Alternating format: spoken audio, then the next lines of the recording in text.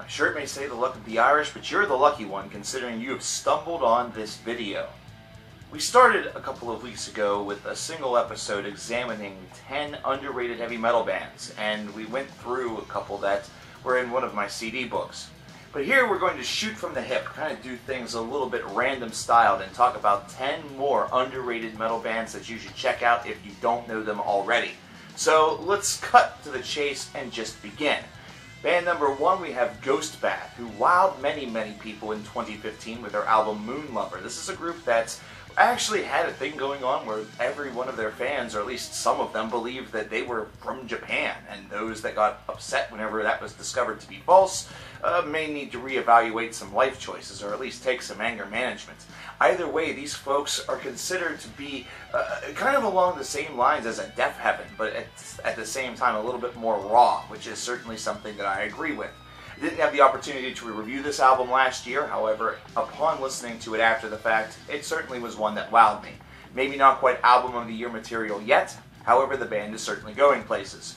Band number 2 is Mourning. This is a group that you could really put alongside groups such as perhaps Omnium Gatherum, either that or others in that vein. Swallow the Sun may be another terrific band to use as a counterpart. This group has been around for a bit, and I don't think that they are currently active. However, they are a group that was within the same vein of that whole progressive death metal idea that seemed to get a little bit ignored, and it's a bit of a critical faux pas on the part of many fans, considering this group was very excellent at their execution. And really along those same lines, you could also throw in band number 3, which is Fen, who have certainly wowed over the course of the past couple of years, the past couple of albums, with albums such as Spectre, really incorporating a lot of great ideas and really showcasing what this group is all about. But really, whenever we want to talk about bands that have come out of nowhere and really created some sort of buzz, although in way too small of a community, it's Hail Spirit Noir. 2014 hailed the release of Hail Spirit Noir's Oi Magoi, which is probably one of the strangest titles that you're ever going to hear. But don't let their avant-garde progressive side really, kind of turn you off. This is actually a very accessible album of weirdness that also just seems to satisfy everybody who not only comes across it, but dares to actually listen to it. Up next, we have to talk about 3 progressive metal bands, all of which are names that may be recognizable. However, within the community even, are names that certainly need a lot more support. The first of which being Beardfish. I, of course, have done my best to really pimp this band to the heavens, considering they are just flat out excellent. They really showcase what that little gap between progressive rock and progressive metal can really be all about, and the way in which they're able to project their message is nothing short of gorgeous. Think about what would happen if Riverside had a little bit more of a harder edge, but also really loved to maintain that, very large song heavy, softer side. Plus 4626 Comfort Zone, by the way, did absolutely wonderfully last year in the Album of the Year race, so you know that this group is good. Band number 6, if you really want to continue to number these, we'll go with Redemption, and band number 7 will be Fate's Warning. Why? Because they're both Ray Adler projects, and these are 2 that Fate's Warning doesn't seem like it would be a group that should count in this. They are actually one of the forefathers of modern progressive music. But they're oftentimes the group that's kind of left behind whenever many people speak about the genre. They actually will suddenly go toward Dream Theater, obviously being the biggest monolith in the bunch, when the reality of it is that Dream Theater does have a little bit of an homage to pay to Fate's Warning, who was the band that came first and did have a more aggressive sound to their progressiveness, which actually bordered a little bit more on power metal whenever they started off in the 1980s.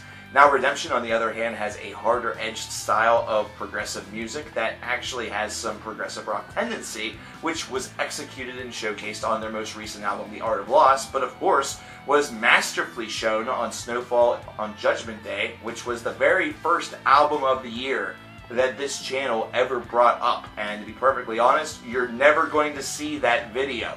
You're never going to see where that album was enshrined, considering that was on the old Cover Killer account, which is sadly and very tragically no longer with us. Are you a fan of groups that really dig, 2 or 3 track albums and, enjoy a little bit of the psychedelic, enjoy a little bit of drone, enjoy a little bit of just abstract minimalism and just kind of kicking your ass in the process, and check out HORSEBACK. That's band number 8. Man, this is a band that really, for me, I was attracted to them solely by the name of their group. It just seemed so odd. And then whenever I found out that they were on Relapse Records, I was immediately a bit intrigued, considering they produce usually products that are relatively, out there. They take some risks with their bands, and we're going to get to another one of those groups momentarily. But HORSEBACK just has a killer sound to them, this wall of noise that they're able to project, while also kind of keeping things very, very slow-paced and very controlled, is nothing short of remarkable. This is a group that's oftentimes forgotten about or not mentioned within this subcategory of heavy metal music, and they're one that certainly should get some more mentions because they are quite good. But speaking of Relapse Records, and speaking of another band that was on that record label and released an album, and has another one coming up, Rotten Sound. If you're a fan of grindcore, or just a fan of, grind music in general, these guys are certainly going to be a bigger name in the far big scheme of things, but even still, big name in grindcore anymore doesn't mean much. Really, the biggest name you could say in the genre could potentially be Aborted, and they're a group that their grindcore philosophy is starting to stray a little bit more toward traditional death metal with grind philosophy. So really take that any way that you really want. It's all fucking relative. But Rotten Sound still adopts that old school standard of slow, brutal, or excuse me, not slow, small, brutal songs with a quick run time that just aggressively steamroll over you and kick your ass in the process. Which leads us to one final group, which is coming back this year after a couple of year layover, and that's Gadget. These guys are from Europe and also are within the grindcore realm, and I have to say I embrace this band's idea of dirty cleanliness, if that makes any sense to you. It's this idea that they have this extremely decayed sound, but it sounds very pure. It's done very well.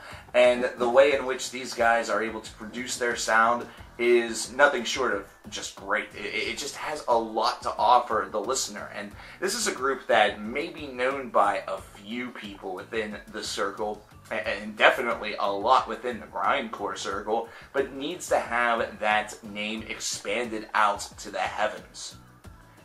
So there you have it. 10 more bands for you to check out from a couple of different genres there. We try to go a little bit diverse. This one kind of clumped them together. Maybe for episode 3, we'll aim to do 10 bands from 10 different genres.